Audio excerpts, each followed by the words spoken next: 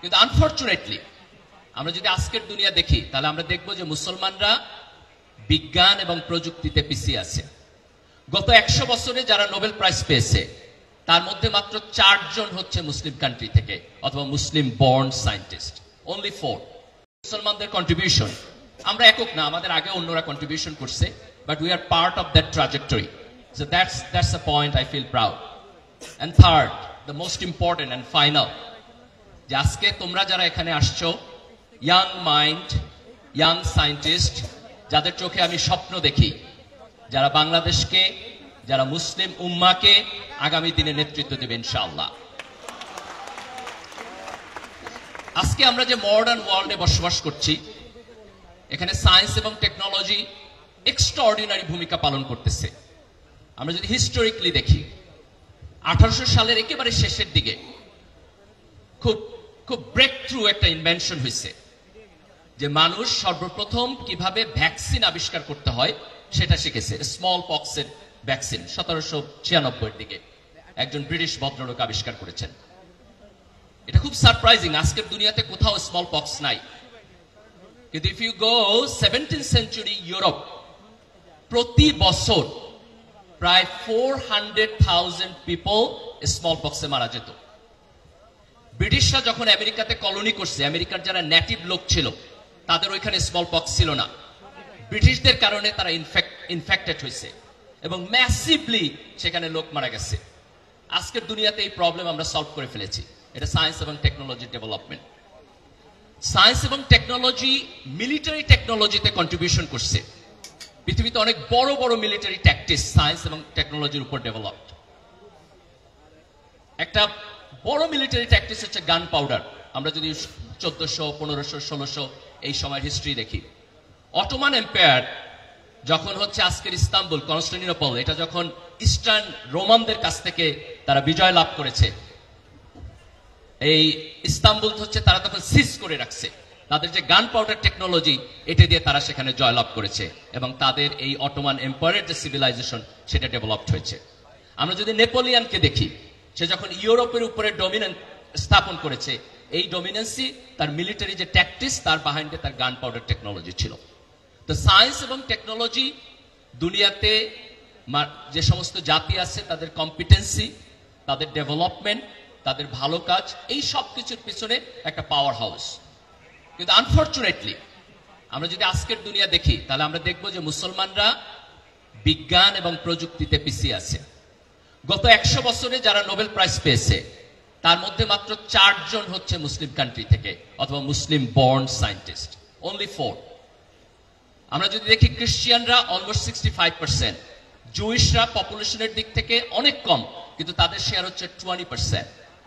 এই যে স্ট্যাটিস্টিক্স, আমরা সায়েন্স এবং টেকনোলজিতে পুয়ার, এইটা আমাদের ওন আন্ডারস্ট্যান্ডিং এর সাথে কন্ট্রাডিক্ট করে, আমাদের ওন হিস্ট্রির সাথে কন্ট্রাডিক্ট করে। আমাদের এটা বদলাইতে হবে। কিভাবে আমরা বদলাবো? আমাদের এডুকেশন সিস্টেম বদলাইতে হবে। সেখানে আমাদের সায়েন্স এবং টেকনোলজিতে আমাদের ইনোভেশনের উপরে ইম্পর্টেন্স থাকতে হবে, বরাদ্দ থাকতে হবে। আমার বাজেটের একটা লম্বা অংশ সায়েন্স এবং টেকনোলজিতে যাইতে হবে। রাষ্ট্রীয় পৃষ্ঠপোষকতা থাকতে হবে। রাষ্ট্র যদি সিরিয়াসলি প্যাট্রোনাইজ করে তাহলে ব্রেক থ্রু চেঞ্জ করা সম্ভব। আমি একটা এক্সাম্পল দিচ্ছি, টার্কির। 2000 সালে টার্কির যে মিলিটারি ইন্ডাস্ট্রি, তার 80% তারা ইম্পোর্ট করত, অনলি 20% তারা নিজেরা ডেভেলপ করত। অনলি জাস্ট 22 ইয়ার্স তারা 80% নিজেরা তৈরি করছে, অনলি 20% এখন ইম্পোর্ট করে। এই যে তাদের আপসাইড ডাউন, এটা হচ্ছে রাষ্ট্রের পৃষ্ঠপোষকতার মধ্য দিয়ে। আজকে আমরা যদি চাই যে আমাদের এই যে ইয়াং সায়েন্টিস্টরা এরা বড় হয়ে নোটেবল সায়েন্টিস্টে পরিণত হবে, তাহলে রাষ্ট্রকে উদ্যোগ নিতে হবে যে আমরা তাদেরকে এই স্বপ্নটা দেখাবো যে তারা ইনোভেশনের মধ্য দিয়ে দুনিয়াকে পাল্টায় দিতে পারে। এই স্বপ্নটা আমাদেরকে সবাই মিলে দেখাইতে হবে, যাতে করে ব্রিলিয়ান্ট সায়েন্টিফিক মাইন্ড তৈরি হয়। সায়েন্স ওয়ান্ডারফুল জিনিস, এক্সট্রাঅর্ডিনারি জিনিস, but at the same time আমাদেরকে মনে রাখতে হবে সায়েন্সের লিমিটেশন আছে। সায়েন্সের সবচেয়ে বড় লিমিটেশন হলো যে সায়েন্স মোরালিটি এবং স্পিরিচুয়ালিটিকে ডিফাইন করতে পারে না। আমি যদি সিম্পলি কোশ্চেন করি যে কেন আমার মিথ্যা কথা বলা উচিত না, কেন আমার চুরি করা উচিত না, কেন আমার ডাকাতি করা উচিত না, কেন আমার ঘুষ খাওয়া উচিত না, কেন আমার প্রতিবেশীর প্রতি আমাকে বেটার আচরণ করতে হবে। You can't get that answer from science. এটা সায়েন্সের ডোমেইনের মধ্যে পড়ে না। কাজেই সায়েন্সের সাথে আমাদের মোরালিটি এবং স্পিরিচুয়ালিটিকে কম্বাইন করতে হবে। অনলি দেন আমরা একটা ভালো সোসাইটি বিল্ড আপ করতে পারবো। ধর্মের সাথে বিজ্ঞানের কোনো কনফ্লিক্টের জায়গা নাই। দুইটা ভিন্ন ডোমেইনে কাজ করে। ধর্ম ফিলসফিক্যালি সৃষ্টিকর্তার কথা বলে, আল্লাহর কথা বলে, মানুষের জীবনে মোরালিটির ক্রিটিক্যাল ইম্পর্টেন্সের কথা বলে, মৃত্যুর পরে আমাদের ডেস্টিনেশন কি হবে সেটির কথা বলে। সায়েন্স আল্লাহর সৃষ্টিকে অবজার্ভ করে এবং বোঝার চেষ্টা করে যে এটা কিভাবে কাজ করে এবং আমরা কিভাবে এখান থেকে টেকনোলজি ডেভেলপ করতে পারি। ইসলামের মধ্যে ক্লাসিক এক্সাম্পল আছে যেখানে আমরা সায়েন্স এবং টেকনোলজির যে ডেভেলপমেন্ট সেটিকে আমরা অলওয়েজ অ্যাডপ্ট করেছি। রাসূল সাল্লাল্লাহু আলাইহি সাল্লামের জীবনে উদাহরণ আছে। রাসূল সাল্লাল্লাহু আলাইহি সাল্লাম যখন খন্দকের যুদ্ধ করছেন, মদিনার আশপাশে যে ট্রেঞ্চ খনন করছেন, এই মিলিটারি টেকনোলজি তৎকালীন আরবে ছিল না। Arabian people did not know this. এটা মূলত পারস্যের টেকনোলজি। সেখান থেকে এটা ইম্পোর্ট হয়েছে একজন সাহাবীর মাধ্যমে এবং আল্লাহ রাসূল সেটাকে অ্যাকসেপ্ট করছেন। এই যে ইনোভেশনকে অ্যাকসেপ্ট করার মডার্নিটি, এইটা ইসলামের ক্লাসিক এক্সাম্পলের মধ্যে ইনহেরেন্ট অবস্থায় আছে। আজকে আমাদেরকে এটা রিভাইভ করতে হবে।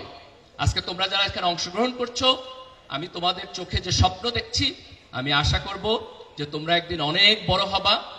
আজকে বিজ্ঞানে, সায়েন্সে, টেকনোলজিতে মুসলমানদের যেই পুয়োর দশা, এটাকে তোমরা অতিক্রম করে যাবা।